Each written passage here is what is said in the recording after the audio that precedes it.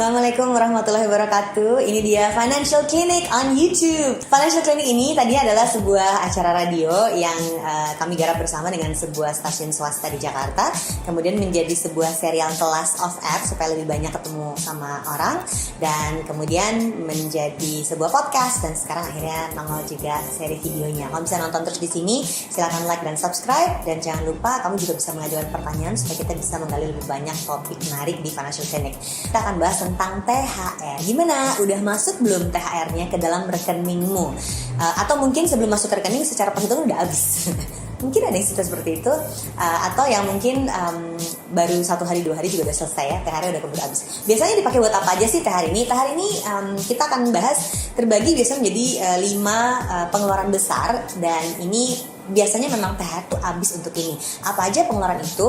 Kita bahas satu-satu ya. Yang pertama, THR itu biasanya habis untuk pengeluaran THR lagi ya.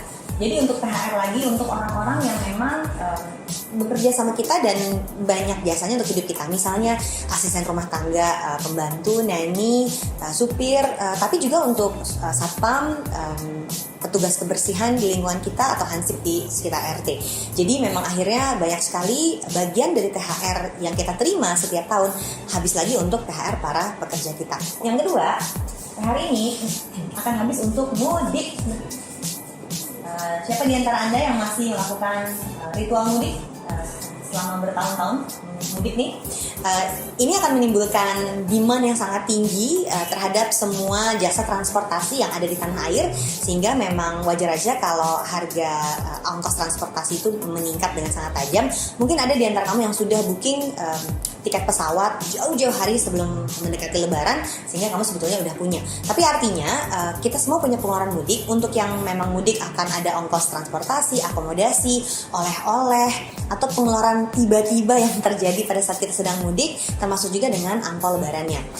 Dan untuk kita yang nggak mudik, termasuk saya juga termasuk yang nggak mudik, ternyata tetap ada pengeluaran mudik, karena pada saat ditinggal oleh asisten rumah tangga, saya jadi punya pengeluaran ekstra untuk misalnya cuci baju, makan di luar lebih sering. Jadi akhirnya pengeluaran mudik ini tetap berlaku untuk semua orang, walaupun ada yang mudik, ada juga yang nggak mudik. Yang ketiga adalah pengeluaran yang memang berhubungan erat sama hari raya itu sendiri. Jadi si hari raya ini identik dengan keluarga besar berkumpul, dan pada saat keluarga besar berkumpul dengan jumlah yang cukup besar, 100-200 orang, kan ada ongkosnya juga dong. Hari gini bikin kenduri besar itu tentu menimbulkan ongkos yang sangat membebani pengeluaran keluarga. Nah, yang menarik adalah banyak cara untuk membuat ongkos hari raya ini bisa kita tanggung renteng bersama, misalnya dengan bikin potluck ala-ala arisan gitu. Jadi ini tidak akan membebani host yang rumahnya dipakai untuk berkumpul keluarga. Pengeluaran lain adalah misalnya pengeluaran sosial.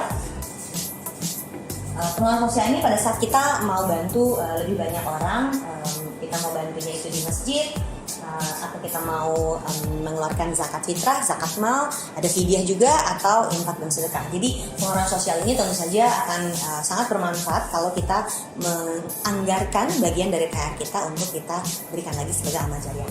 Yang kelima adalah yaitu belanja-belanjanya.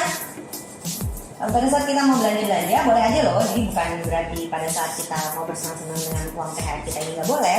Cuman masalahnya adalah pada saat belanja-belanja ini ternyata menjadi prioritas yang lebih besar dibandingkan 4 pengeluaran yang lain. Jadi berhati-hatilah untuk pos yang terakhir ini. Yang menarik adalah pada saat kita memikirkan 5 pos pengeluaran ini, ternyata ini hanya berlaku untuk saya dan kamu yang punya keuangan sehat. Pada saat Anda punya pengeluaran yang tidak sehat, maka kita nggak bisa loh mengeluarkan THR itu untuk ini, karena ternyata ada prioritas yang lebih tinggi dibandingkan yang 5 ini.